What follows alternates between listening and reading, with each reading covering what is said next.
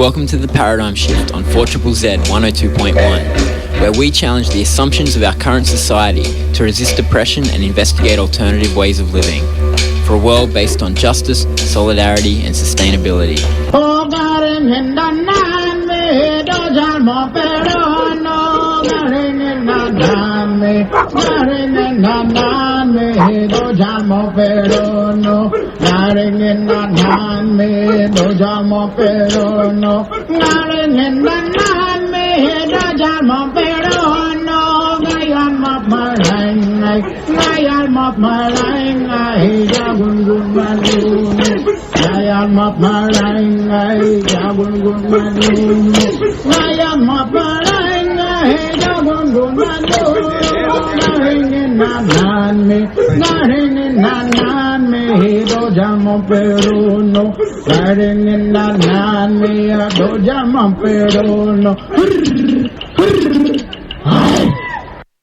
Welcome to the Paradigm Shift on 4ZZZ 102.1 FM, your local community radio station, independent, not-for-profit, and local, representing our city and the things that matter to us. My name's Andy, and I will be with you for the next hour, broadcasting on Yagara and Turrbal country. And today on the show, it's an interesting one. We are going to be talking about alternatives for Australia's defence. And, that's probably something we cover reasonably often on the Paradigm Shift. But it's not often that we talk to two people who for a long time have been insiders in the Australian military, but hold strong critiques of it. And that is what we will be doing today. I spoke to Al Palazzo, who was for a long time Director of War Studies at the Australian Army, and still a university lecturer, I think in the civilian sphere now, but thinking deeply about Australia's defence, whether it serves the interests of Australian people in the best way it could, and what alternatives there might be. And I also spoke with Cameron Leckie, who was a major in the Australian Army. He now works actually in soil sciences, trying to work on Australia's food security. But he also is a frequent commentator on, Australia's defence strategy and the way it plays out. And so he also has some very interesting insights.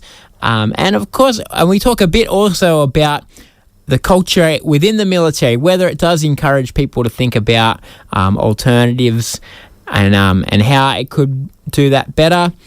And so, we cover lots of interesting ground. And I'm doing this show today partly because it coincides with the IPAN conference for 2024. IPAN is the Independent and Peaceful Australia Network, and they are holding their annual conference this weekend. And if you head to ipan.org.au and click on the link to the conference there, you can find the full program, which covers a lot of different ground with all kinds of interesting speakers, and you can find out details. It's so important, certain perspectives and voices just dominate the mainstream discussion of the military and defence kind of sphere in Australia, and it's so important to have other voices be able to speak, and also to get together as well, get people together in one place and work out how we can turn just these ideas into actual collective power that we can try to push for change, which is not very easy when it comes to the military. There's just really deeply embedded, very powerful forces that maintain the status quo when it comes to the military in this country, and of course its effects around the world, which Australia's strategic policy does have effects around the world. And so we need to think not just critically but strategically as well about how we can try to change all of these things. And so IPAN, they do a good job. It's a lot of people who have a lot of experience in these spheres of the military or the public service and things like that, and they're trying to work out how to spread different ideas and how to change this country for the better.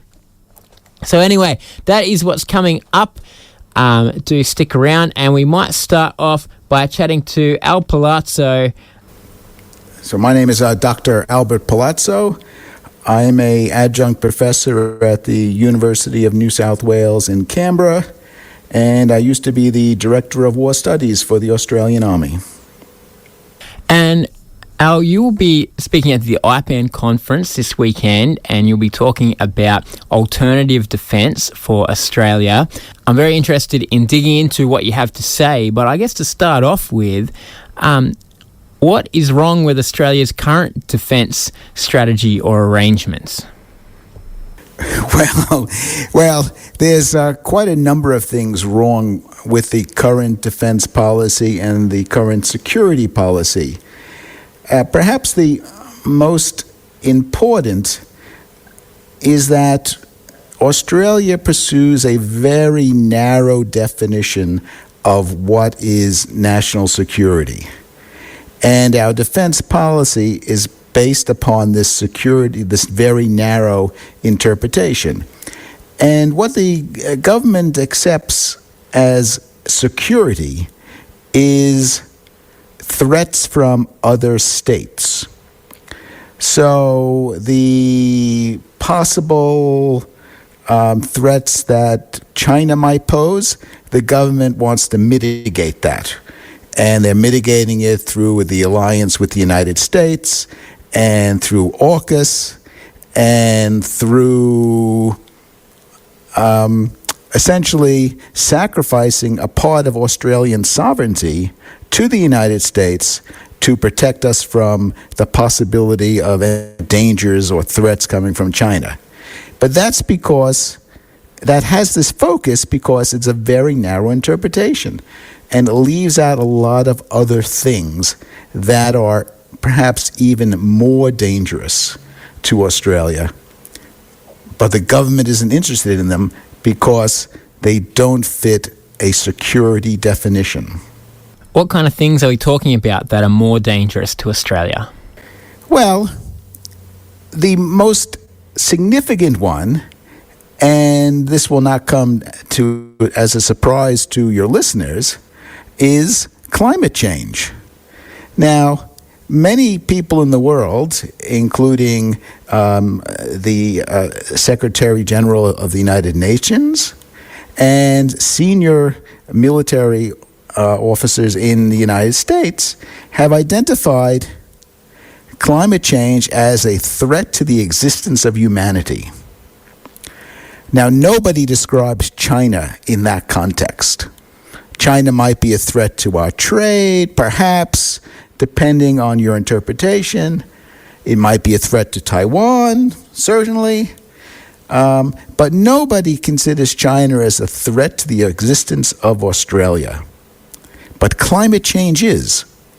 And yet, because it doesn't meet our definition, our government's definition of national security, they don't treat it as a threat and they don't take steps to mitigate it. So that's the most significant one, but there are others too. I'm interested in what other risks you think the Army aren't taking into account. Well, not you said Army there, but I would say this is the provenance of the government. The military, the ADF, is just their instrument. So we're really addressing what the government thinks the threat environment is. But let's look at something that's internal to Australia. The widening income gap between the older generation, or the boomer generation, of which I am one, and the young generation, Generation Z in particular. Those who belong to, who are now coming of age, those 18 to 30-year-olds, who would, in the past, would have assumed that they would almost certainly have a house, would assume that they would have a job with a career and benefits. are now looking at a future where they're probably going to be renters for their whole lives. They will probably be less wealthy than their parents. And their jobs may never escape the casual gig economy. And this is solely because, or this exists now because of policies that the government keeps and sustains. And, one of them is negative gearing, which the Albanese government has decided not to do anything about. And that benefits, my generation, but disadvantages the next generation.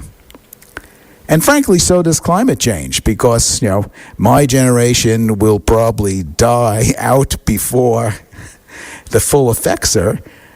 And the next generation will have a very hazardous future because of our inability to address it. So, yes, income gap, education gap, where the young people today are now graduating with HECS debts that rival what you used to be able to buy a house for in Sydney or in Brisbane 30 years ago. Now they have HECS debts that exceed that.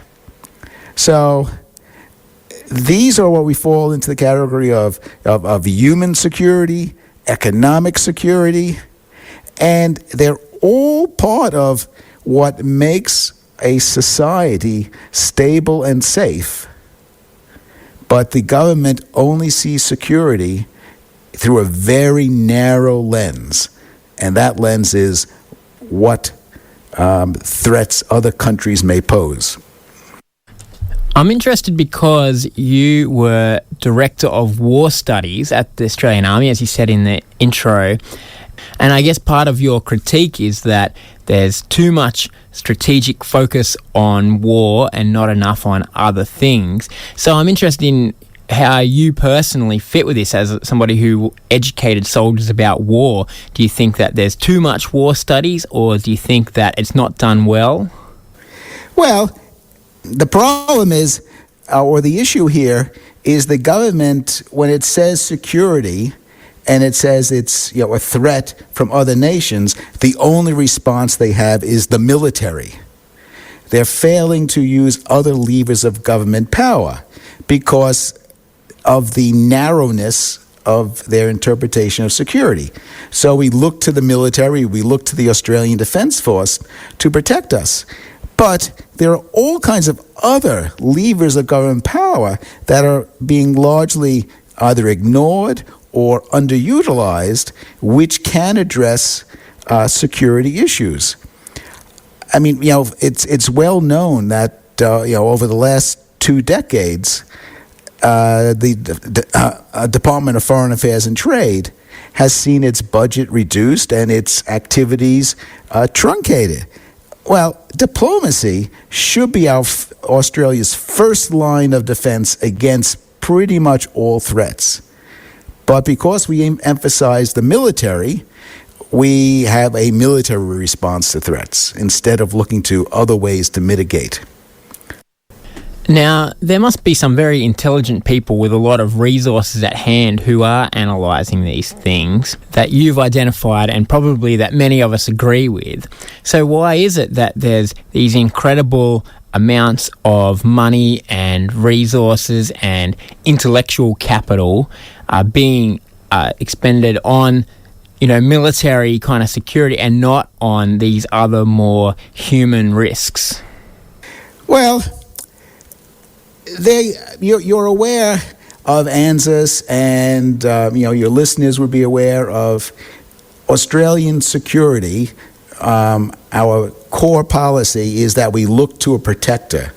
And so Australia has tied itself very closely to the United States. And that has positive benefits, but it also comes with negative. And I would argue that in probably since the Howard years, the negatives have started to outweigh the positives. And the negatives fall into a couple of areas. One is that the tighter we tie ourselves to America is that we're losing options and we're losing decision points. So we're actually losing a part of our sovereignty. But more significantly, the American alliance allows our political leaders to not think seriously about security because they don't have to worry about it. Because the United States will theoretically come to our aid to serve as our protector. So our elites, our political elites, have offloaded that responsibility, and they just don't take it seriously. They don't take war seriously, and they don't take their responsibilities seriously. They've abrogated these and taken the easy route of saying, well, we have a great power protector, so let's not, we don't have to think hard about this. We just have to make sure that that we stay friendly with the great power, and we may have to make sure, keep waving our flag in front of the United States and making sure that they know we're there to support them. And, that's, backwards. Our political leaders should be first thinking, how can Australia defend itself? And what are the threats that Australia needs to be defended against? Not, how can we make a great power happy? Of course, that relationship to that great power has relevance not only to Australia's prospective defence, but also to whatever wars that the US wants to fight. And of course, over the last couple of decades, Australia has been involved in some very long wars overseas in Iraq and Afghanistan. I'm interested in your thoughts on that because you were the Director of War Studies. How do you reflect on Australia's involvement in those US wars? Well, both of those wars were disastrous in the long term. They failed to achieve any of their goals. And Australia went into them with only one goal in mind. And that goal was to improve our relationship with the United States and to make sure that the Americans would appreciate the loyalty of Australia. So in that sense, Australia did very well in those wars because we came out of them with a much tighter relationship with the United States. But you would then have to sort of overlook how catastrophic these wars were for Afghanistan, Iraq, and I would argue also these wars were catastrophic for the United States. But we achieved our ambitions. And we've already signaled, our defense minister, the current one and the previous one, have already signaled to the United States that if a war happens to eventuate, and I hope it doesn't, but if a war does occur between the United States and China, the United States can expect Australia to be there. In fact, we have no choice because American forces will be operating from their bases in Australia. Well, let's talk about alternative defence, which is the topic of your speech at the upcoming IPAN conference. What do you think could be done better to look after the interests of Australian people? Well, first off, before we establish a defense policy, there are other things that need to be understood first. And, the first one is we need a grand strategy. Now, a grand strategy is a plan. It's a idea of what Australia wants to be in, let's say, 50 years. Now, the Chinese and the people of China or the Chinese government has a plan, has a grand strategy, and they're working towards achieving it. And they're actually doing rather well. We may not like what they're doing, but you have to admit they're being successful. And that's because they have a grand strategy. The United States doesn't have one, and we certainly don't have one either. So the first thing the government should do, in consultation with the Australian people, is decide what is our future. What kind of nation do we want to be? How do we want to defend ourselves? And how do we want to provide for the security of our people? And set a marker, 25, 50 years down the pace. This is the society that we are going to build to. Because, once you know your destination, you can actually implement policies that will get you there. And I think that would end up with a very different defense force. And I believe, and I've written a book on this, which will hopefully be published next year, where I outline a different Australian defense force and a different philosophy. And the philosophy, I say, is that we need to focus on what is known as the strategic defensive, where we defend ourselves because we can do it on our own, and because we're a status quo state. We just want to keep the peace in the region, and we should work towards increasing the capacity for peace in the region. And that's very different from where we are now and the trajectory that we're on now. So, I think the first thing is a very philosophical change to our understanding of security and defense. And then once you evolve that, you can then get into the nitty-gritty of, do we need submarines, nuclear-powered submarines? Do we need Hunter-class frigates, et cetera, et cetera, et cetera? Now, you have been part of starting a new group called the Australian Peace and Security Forum, which I assume is working towards these ends. Can you tell us a bit about the Peace and Security Forum? Well, it's a collective of people who share a similar interest in that Australia needs to broaden its definition of security, and also recognize that we can largely do this on our own, that we need to regain our sovereignty and reprioritize how we achieve security and increase the focus of what actually security means by looking at environmental security, looking at economic security, humanitarian security, as well as traditional military security. And this organization was launched, and you can access the website for additional information. And we're trying to build up a movement or a push to have the government rethink what national security means. All right, if people are interested in finding out more about the Peace and Security Forum, how can they do that? Well, the first port of call would be to go to our website. Well, just simply Google Australian Peace and Security Forum, and it'll see the main areas of interest where the forum is working on. And there's also a selection of papers that we've been published and future events that we're hosting. And you can also become involved yourself by becoming a member of the organization.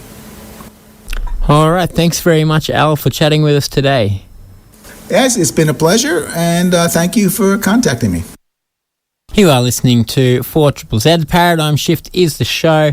We are speaking with Al Palazzo, who was the Director of War Studies in the Australian Army for a long time, and is now part of the Australian Peace and Security Forum, which is a new group, as you heard, trying to change the discourse a bit about what Australian defence strategy could look like and broaden it out, to ask how can Australian people be more peaceful and secure. The answer is a lot more than nuclear submarines, let me tell you. But you would be mistaken if you just followed the mainstream media and the commentary of some of the war hawks, which get column inches there.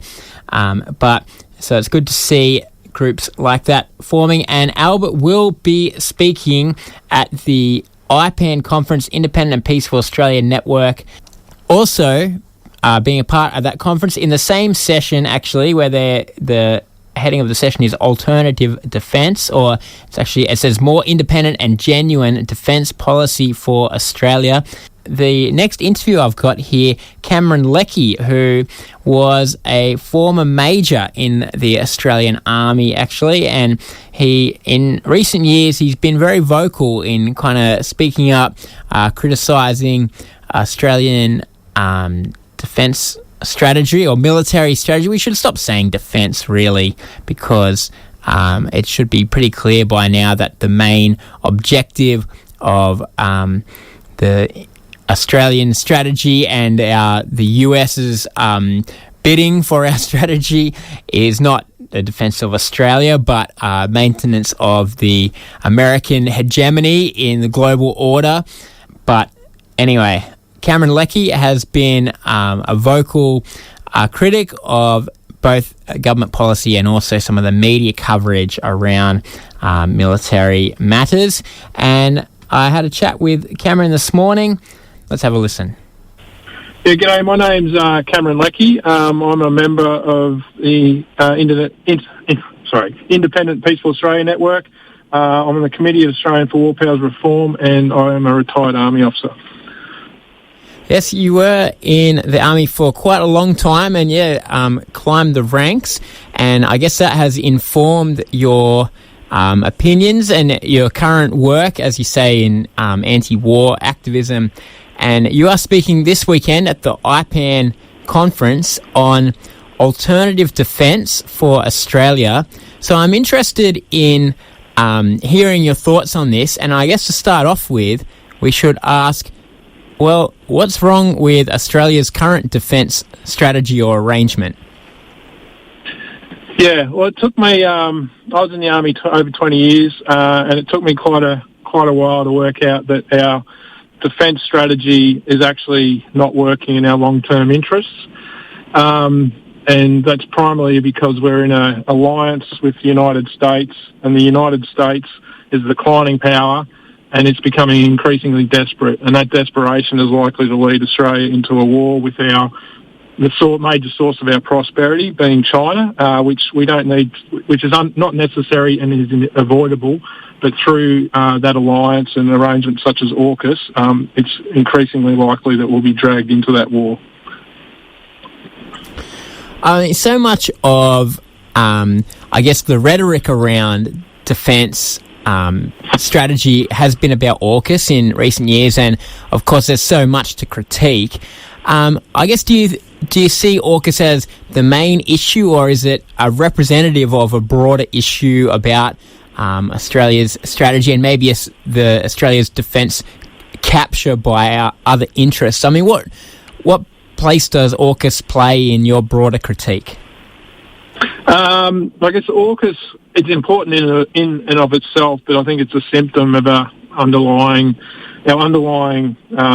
reliance on another power to provide security for us, which when you look at if you look at the map and see the nations around us, there's no one who wishes Australia harm, and therefore we don't need an alliance to defend ourselves, because there's no one who's actually there to do us harm, other than through the decisions that we make, such as getting involved in alliances and in conflicts, which will create the circumstances where another country might do us harm. So we don't need it, and by being part of it, we're actually dragging ourselves into wars we don't need to fight.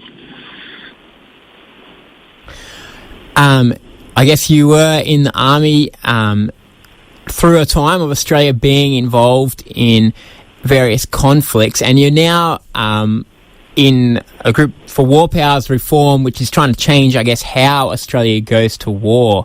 I'm very interested in your reflections on that, about the conflicts Australia has been involved in, and I mean, what led to that, and I guess what the results have been.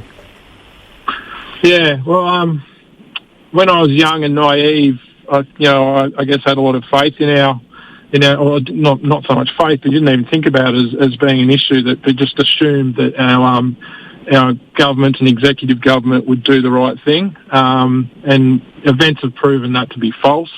And at the moment, a single person, the Prime Minister, can decide whether we go to war or not, which, given that war is the most important decision, or going to war is the most important decision any government could make, and we call ourselves a democracy, I think that should be subject to democratic processes, i.e. vote by the Parliament, after a full and open debate on why we should be going to war, because we can see from previous examples how badly that went wrong, Iraq and Afghanistan being classic examples. And those wars really had, unless you were directly involved, had fairly limited effect on Australia, if we look in the big picture. But the future wars we're likely to get involved in are going to be, I think, quite different, and they could be very detrimental to Australia's future for decades, if not generations to come. And given the sheer scale of what could happen, I don't think it's right that under pressure from our allies, a single person or the executive government makes a decision that could change the entire direction of Australia's future without having democracy, a vote of the parliament involved. It's interesting again to reflect on AUKUS here, which was also done without any kind of parliamentary debate, and of course possibly it was a political move designed to wedge Labor, and Labor's now gone along with it. I mean, is that something also that you think needs to be changed, taking some of those decision makings about defence strategy as well outside of war out of the hands of, I guess, the military bureaucracy and the Prime Minister and into, a more democratic realm?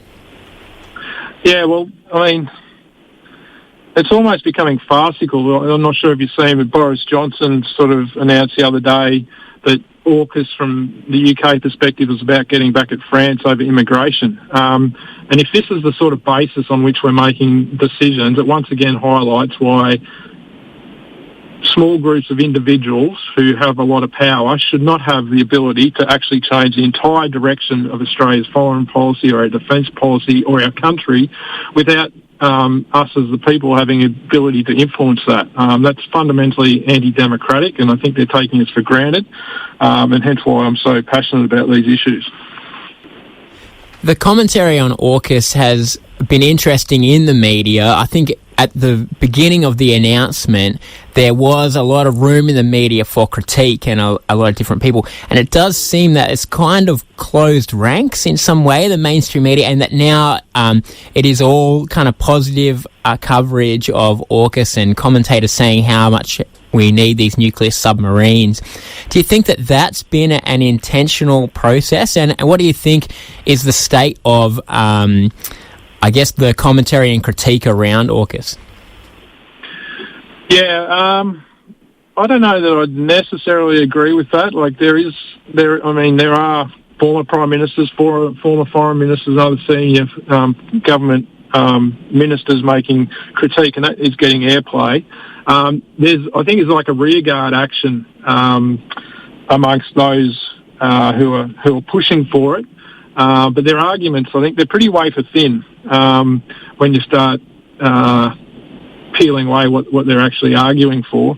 So we need to keep this criticism up because, the risks that we're taking, not so much from going to war, but just the project risks, we might spend hundreds of billions of dollars and end up with no submarines and no recourse to either the UK or US governments to get that money back. By any means, that is a deal which a sovereign government should not make. So these sort of things, forgetting all these strategic implications, it's just poor project management and poor decision making. So we need to keep the pressure up because you can just see the writing's on the wall. 5 years, 10 years' time, this whole thing will fall apart. Australia will be down the gurgle at hundreds of billions of dollars, which could have been spent on much more useful things. And all of this is avoidable. And I think, a change of government or two, and I think we'll see AUKUS fall apart. But we're obviously, we could do ourselves a lot of harm in the meantime. So we need to keep the pressure up here and now. Now, on today's show, I'm also speaking to Al Palazzo, who was an Australian Army academic and, in fact, a director of war studies. And he also is quite critical of Australian defence strategy. And so I guess I am interested about within the military how people feel. Do people feel powerless about strategy, or is there only a few people who kind of dissent against these things? Are people encouraged to just go along with it and believe it? What's the culture like within there? Yeah, that's an interesting question, and I can really only speak from my own experience. But you're not encouraged to think, too far outside the box when it comes to these sort of issues. Like, it's a very regimented organisation, so and asking fundamental questions like this, doesn't do well for your career in the military.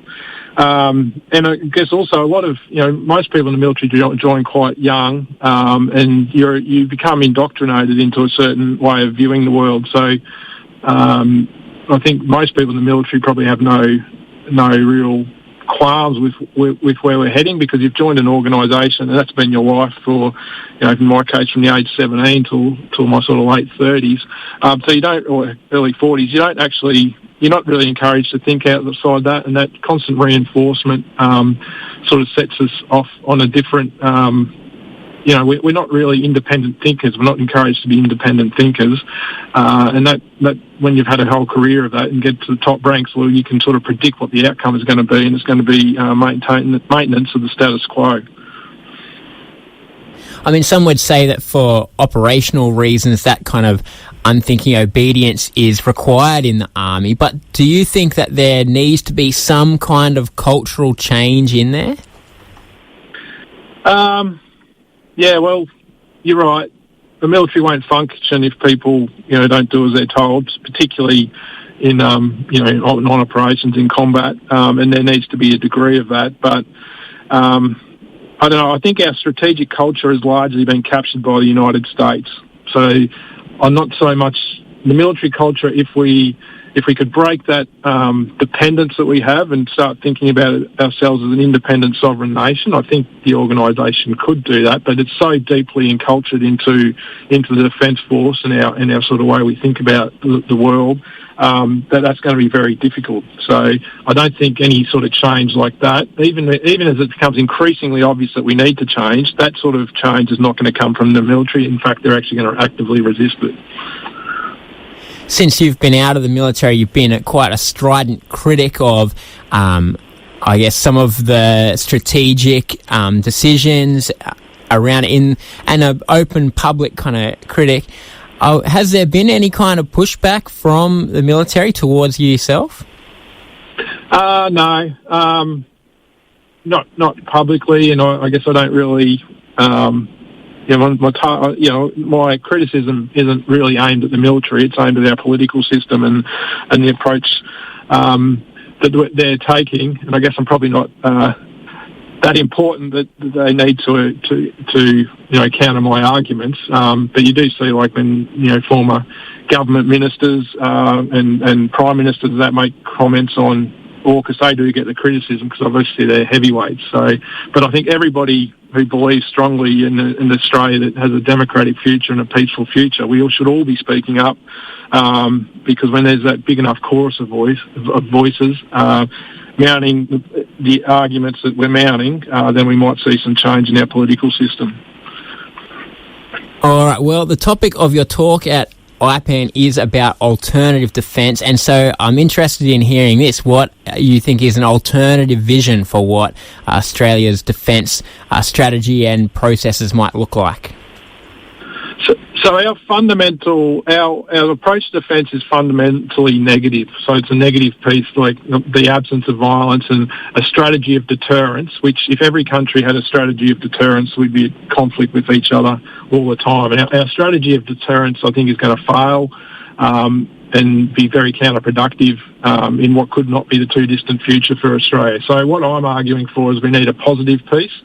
So is rather than having a defence force that, we're about defence and about fending off people, we actually need to flip that and create a positive piece where we're actively engaging with all the countries in our region, increasing our trade links, increasing our cultural links and education understanding of other countries.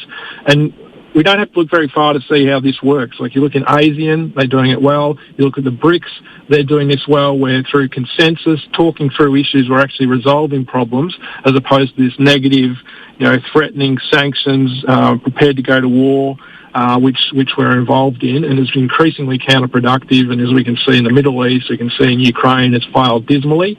So we need to look at this, building the institutions and the frameworks that will create a peace rather than trying to prevent conflict.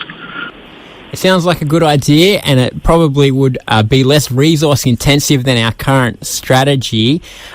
What are the obstacles, do you think, in stopping this from being Australia's defence strategy?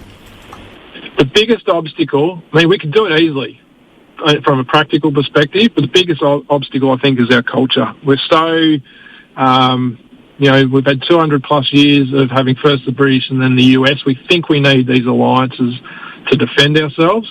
And so it's breaking that culture and having the confidence of us as an independent and sovereign nation to be able to defend ourselves, which I think we can. And it also requires us breaking down organisations such as the Australian Strategic Policy Institute and other organisations who publish a constant stream of material which is pretty blatantly anti-China propaganda. I don't think it's too strong a term.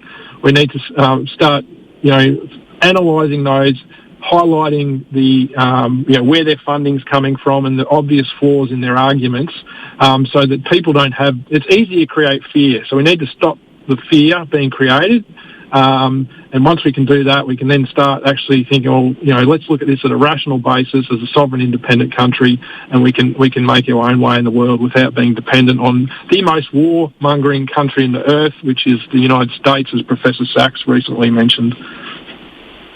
All right, just finally, I guess for the average person, so often we just feel ourselves to be purely a spectator in the high-end, like kind of diplomatic or war realms. What do you think the average person, who mostly does just want peace, what can we do to try to bring about some of these changes? Educate yourself, I think. If you're just listening to mainstream media, including like the ABC, you'll come up with a particular view of the world which isn't particularly accurate. There are so many good sources of information in the alternate media. Obviously, there's also rubbish, but there are a huge amount of commentators who are getting increasingly big following because they're actually being honest, explaining the issues and why things are occurring. So you need to educate yourself. And there's a website called Multipolar Peace, which has a meeting place for all of these some of these leading voices. So you start listening to those people such as the Duran or Brian Beletic. You'll start to understand how we're being misled, what's actually happening behind the scenes, and once you're educated, well, then you can make your own decisions on and come up with your own assessments of what's happening, and then whatever action you decide, whether it's contacting your local member, writing letters, getting on the internet, on social media, and commenting. It all starts from there. But we need to keep mounting the pressure on our political class to change the direction of this country. All right, thanks very much, Cameron, for chatting with us today. All right, thanks a lot, Andy. Thanks for the opportunity. That is Cameron Leckie there, former major in the Australian Army, and now he's getting active, trying to talk about alternatives for Australia's defence strategy and I guess our foreign policy strategy as well, what we want to be in this world, what role we want to play in the relationships between nations. And I think it has flow-on effects as well, talking about military strategy to how we want to relate to each other. What does it mean to be a peaceful nation within our own borders as well? And that was one of the things that Al Palazzo talked about, is addressing issues of inequity, environmental destruction, and I think a redistribution of some of those resources, that the infinite deep pockets that go towards the military, redistributing them towards other causes could lead to a place where we can all live better lives within this country. And with that, that could be the best influence we could have on the world, right? The rest of the world could look at us and be like, hey, look at them. They're not wasting all their money on weapons, and they're not following the whims of big powers, wanting to control the rest of the world. Wouldn't that be a great thing to be Australia's reputation on a global stage? Very interesting hearing a couple of people today who are long-time insiders in the Australian military, but who hold, critiques of the way that we're currently doing things and ideas of how we could do it better. And it's so good to have voices like that. I'm glad that they're there, and it's good to be able to delve in and hear some of them, because I guess sometimes we just have this idea that there's a monolithic points of view within certain institutions, but of course there isn't, and we've got to find all avenues for change. And so I was glad to be able to have a yarn with both Al and Cameron today.